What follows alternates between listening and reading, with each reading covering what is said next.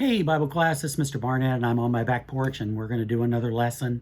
Today we're going to do lesson 33, which is about being a success. I have been to enough high school reunions to know that when you go there, they talk about who's changed the most, who's changed the least, who has the most kids. One of the questions they ask is who's the most successful, and a lot of times we equate success with money, especially in our society. He's very successful. Well, success is not always about money. It's not always about how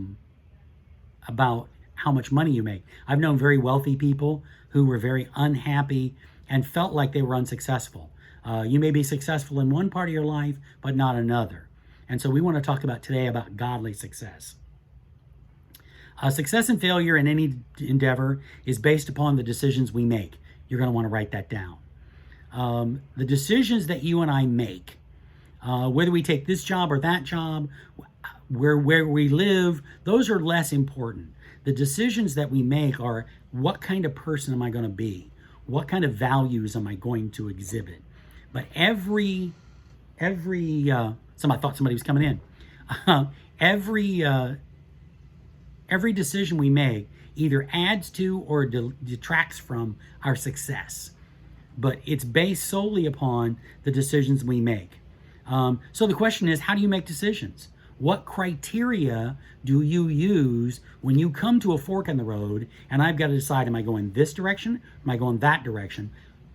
What do I use? I use the Bible. Christian people say, what does God think? It's not matter what I think. It doesn't matter what my friends think. It matters what God thinks. And God wrote down what he thinks and he put it in the Bible. So we have to have faith to believe that even in a situation like we're in right now, with this coronavirus and we're doing things remotely, that God is going to reward us if we make good decisions, if we follow what we know to be. Now, if we use faith as our guide, will we succeed? You might want to write that down.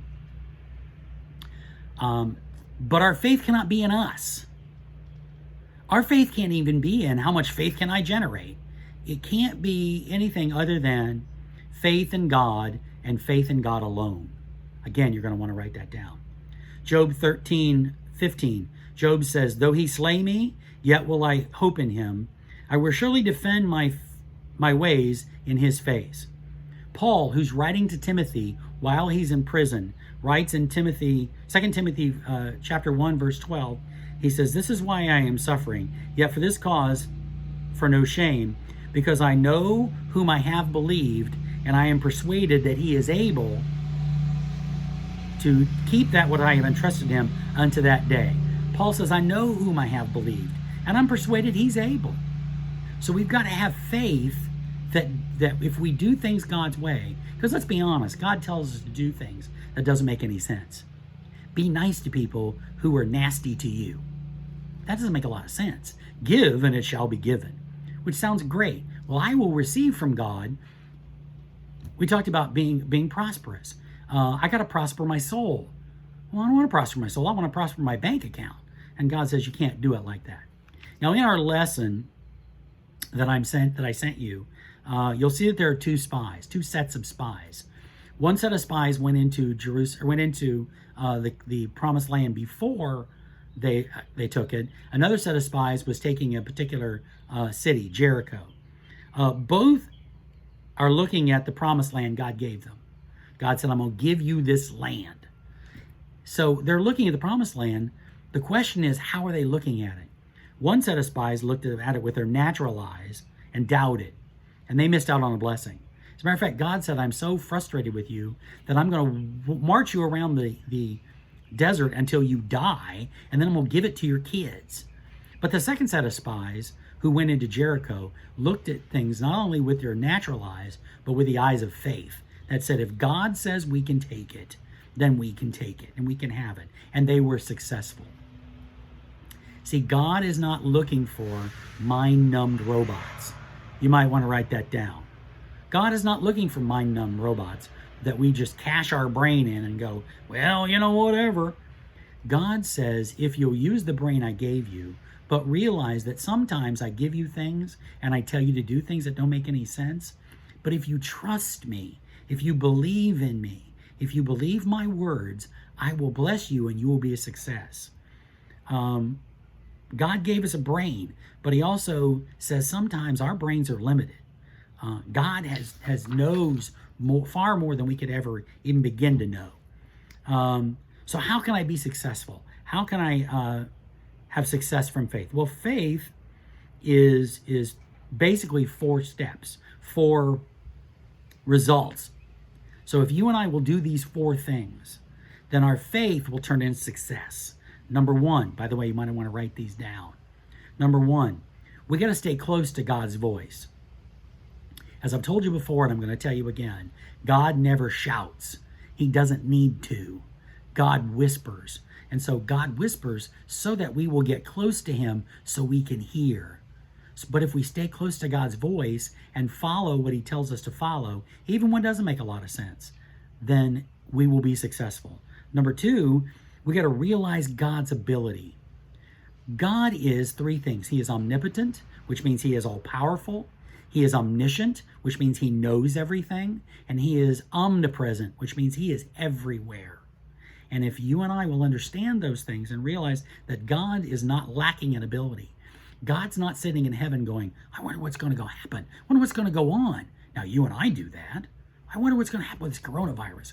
God's not sitting in heaven worried about the coronavirus. He's not worried about when the peak's going to happen and how many cases we have and which county it's in and what part of the country is the worst off. And is it New York? Is it Louisiana? Is it Miami? What is it? God is sitting in heaven going, I've seen the beginning and I've seen the end and I've seen everything in between. And I've got this. But we got to understand God's ability. Ephesians 3:20 said that God is able to do immeasurably more than we can ask or imagine according to his power. Thank goodness it's not according to my power, but it's according to his power. And according to his power, he's able to do everything I can think of, anything I can imagine. Anything I can do, God can do 1,000,000 times better. So not only do we need to listen to God's voice, but we need to understand his ability. Number 3, we need to remember who is speaking. How many of you have ever heard somebody say something and they made a boast about what they were going to be able to do, and you knew as soon as you knew your name, there was no way they were going to be able to do that. But God is able to deliver on every promise he's ever made. And so we need to know who's speaking. I believe God because Paul said, I know whom I have believed and I'm persuaded. I've seen him do it. And if I've seen him do it, he can do it. There was an old baseball player in the 30s, and he said, it ain't bragging if you can do it. God's never bragged because he can do it. He can do anything. And finally, the 4th thing that we have to do to see a result in our faith that results in success is we got to step out. A lot of times people talk about faith. Well, I believe in divine healing. But when somebody gets sick, they don't pray for him. I believe God can take care of my finances. But all of a sudden we run into a situation where we didn't get paid as much as we thought we were going to. And now all of a sudden we're worried. Hey, I'm $64 short this month. And so now what am I going to do? I believe that God's got $64. I believe God's got $64 trillion. I believe God's got everything he needs.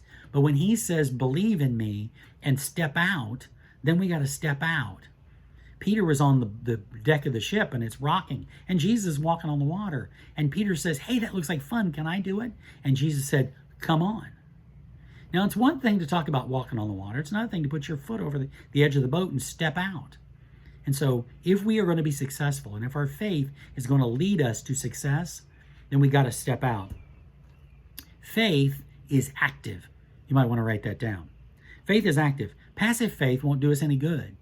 But when we put our faith in action, when we put feet to our faith, then we will see success, okay?